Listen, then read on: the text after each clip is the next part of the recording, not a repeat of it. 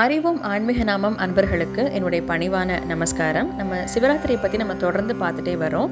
இன்னைக்கு நம்ம பார்க்க போகிறது சிவபெருமான் லிங்கோத்பவர் ரூபம் எடுத்து ஜோதி ரூபமாக காட்சி அளித்த நாளும் இந்த சிவராத்திரி திருநாள் தான் அப்படிங்கிறத நம்ம தெரிஞ்சுக்க போகிறோம். எப்படின்னா, ஒரு சமயம் பிரம்மதேவருக்கும் விஷ்ணு பகவானுக்கும் நடுவில் ஒரு போட்டி வருது. யார் இதில் பெரியவங்க, இந்த ரெண்டு பேரில் யார் பெரியவங்க, யார் சிறந்தவங்க அப்படின்னு சொல்லி. அப்போ பிரம்மதேவர் சொல்கிறாரு, நான் தான் பெரியவன், ஏன்னா நான் தான் படைக்கும் தொழிலை செய்கிறேன் அப்படின்னு சொல்லி சொல்கிறாரு. சரி, இவருக்கு நம்ம எப்படியாவது ஒரு பாடம் சொல்லி கொடுத்தே ஆகணும் அப்படின்னு சொல்லி நினைக்கிறாரு விஷ்ணு பகவான். அப்போ பிரம்மதேவர்கிட்ட போய் ஒரு நாள் சொல்கிறாரு, பிரம்மதேவரே, சிவபெருமானோட திருமுடியை நான் ஒரு நாள் கூட என்னோட வாழ்நாளில் நான் பார்த்ததே இல்லை, நீங்கள் பார்த்துருக்கீங்களா அப்படின்னு சொல்லி கேட்குறாரு. நான் பார்த்ததில்லை, ஆனால் அது சுலபமான விஷயம் தானே, நான் இப்போ நினச்சா ஒரு நிமிஷத்தில் பார்த்துருவேன் அப்படின்னு சொல்லி பிரம்மதேவர் விஷ்ணு பகவான் கிட்ட சொல்கிறார்.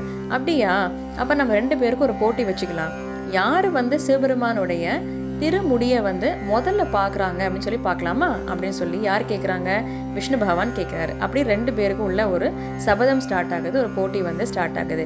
இப்படியே பேசிகிட்டே இருக்கச்ச விஷ்ணு பகவானுக்கும் பிரம்மதேவருக்கும் நடுவில் ஜோதி ரூபமாக லிங்கோத்பவ ரூபம் எடுத்து காட்சி தராரு சிவபெருமான்.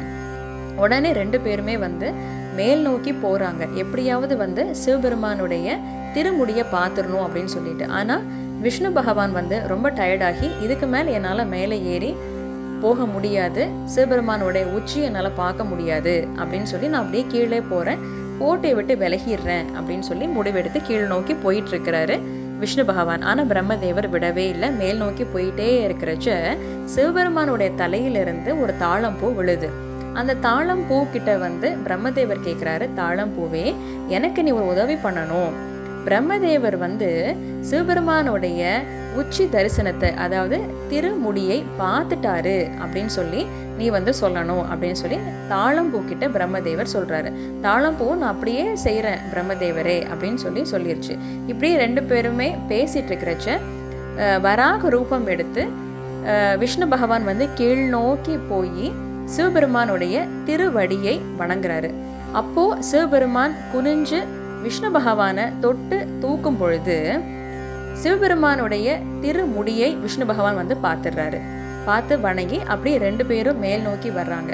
வந்த உடனே நான் சிவபெருமானுடைய உச்சியை நான் பார்த்துட்டேன் அப்படின்னு சொல்லி பிரம்மதேவர் சொல்கிறாரு. அப்போது விஷ்ணு பகவான் சொல்கிறாரு, நீங்கள் சிவபெருமானோட உச்சியை நீங்கள் பார்க்குறதுக்கு நீங்கள் மேல் நோக்கி போகணும்னு கிடையவே கிடையாது. சிவபெருமானுடைய திருவடியை நீங்கள் வணங்கினாலே போதும். ஆனால் நீங்கள் ஆணவத்தோடும் கர்வத்தோடும் நீங்கள் என்ன பண்ணீங்க, மேல் நோக்கி போய் தாழம்பூவை வச்சு நீங்கள் பொய் சாட்சி வேறு நீங்கள் சொல்ல வச்சுருக்கீங்க அப்படின்னு சொல்லி யார் சொல்கிறாங்க? விஷ்ணு பகவான் சொல்கிறாரு. சிவபெருமானுக்கு ரொம்ப கோபம். என்ன கோபம் அப்படின்னா, நான் பிரம்மதேவர் தாழம்பூவை வச்சு பொய் சாட்சி சொல்ல வைக்க போகிறாங்க அப்படின்னு தெரிஞ்சதும் ரொம்ப கோபமடைஞ்சார். இந்த மாதிரி நீங்கள் ஒரு செயல் பண்ணதுனால உங்களுக்கு, அதாவது பிரம்மதேவருக்கு பூலோகத்தில் வழிபாடுகளும் கிடையாது, பூஜைகளும் கிடையாது அப்படின்னு சொல்லி சாபம் கொடுத்துட்றாரு சிவபெருமான். அதே மாதிரி தாழம்பூவுக்கும் நீ பூஜைக்கு உகந்த மலரா இனிமேல் நீ இருக்கவே மாட்ட, ஏன்னா நீ பொய் சாட்சியை சொல்றதுக்கு நீ தயாராயிட்ட அப்படின்னு சொல்லி தாழம்பூவுக்கும் சாபம் கொடுத்தாரு.